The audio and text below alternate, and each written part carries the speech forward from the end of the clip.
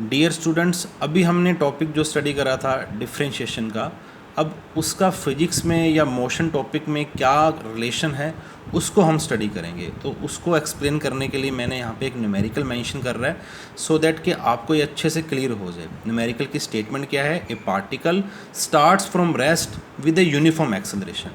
ठीक है, its displacement x after t second is given by x equal to 5 plus 60 plus 70 square. यानी कि displacement starting में जो तो रेस्ट में था, लेकिन जब वो उसमें मोशन हुआ तो उसकी डिस्प्लेसमेंट कुछ t टाइम के बाद क्या होगी वो ये मेंशन है, x इक्वल टू टी की फॉर्म में मेंशन है।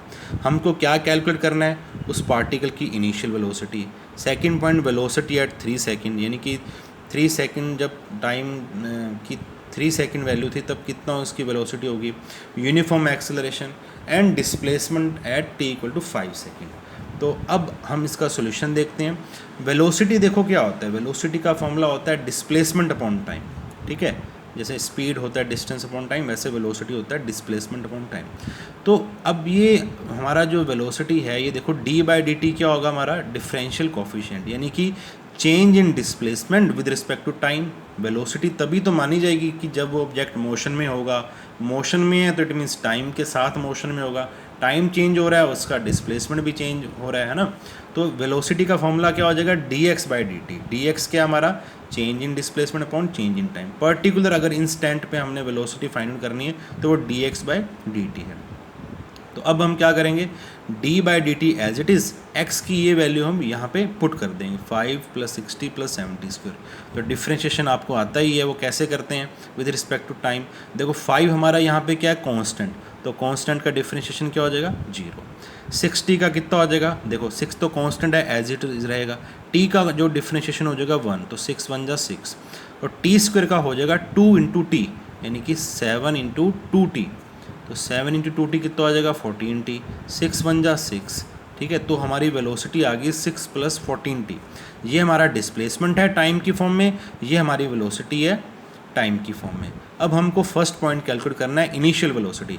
अब इनिशियल वेलोसिटी का मतलब क्या होता है? यानी कि जब टाइम की वैल्यू 0 हो, for initial velocity t equal to 0 हम यहाँ पे पुट कर देंगे तो ये टर्म कैंसिल हो जाएगी, तो v हमारा कितना आ जाएगा? 6 मीटर/सेकेंड। फिर हमारा जो सेकंड पॉइंट है, वेलोसिटी एट 3 सेकंड, यानी कि t की वैल्यू 3 पुट कर देंगे यहाँ पे, तो 6 + 14 3 जा 42, 42 + 6 48। तो ये हमारी वेलोसिटी 48 मीटर/सेकंड होगी जब टाइम की वैल्यू 3 सेकंड होगी। फिर हमारा थर्ड पॉइंट है यूनिफॉर्म एक्सेलरेशन। अब एक्सेलरेशन क्या होता है? Change in velocity with respect to time. 9th class में हमने स्टडी करा था कि जब वेलोसिटी में चेंज होगा with respect to time, that is called acceleration.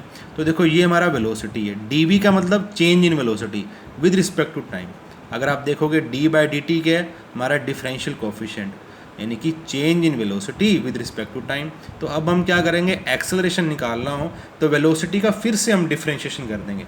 Velocity हमने फाइंड आउट करी है 6 + 14t, यहाँ पे पुट कर देंगे।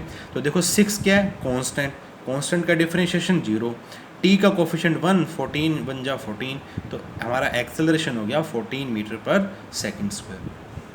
लास्ट पॉइंट हमारा displacement at t equal to 5 second, यानी कि ये हमारी डिस्प्लेसमेंट जो गिवन है 5 सेकंड के बाद ऑब्जेक्ट की, पार्टिकल की क्या डिस्प्लेसमेंट होगी। तो t इक्वल टू 5 का मीनिंग, जहाँ जहाँ पे आपको t नज़र आ रहा है वहाँ वहाँ पे आप 5 पुट कर दो। तो जब आप इसको सॉल्व करोगे हमारा आंसर आ जाएगा 210 मीटर।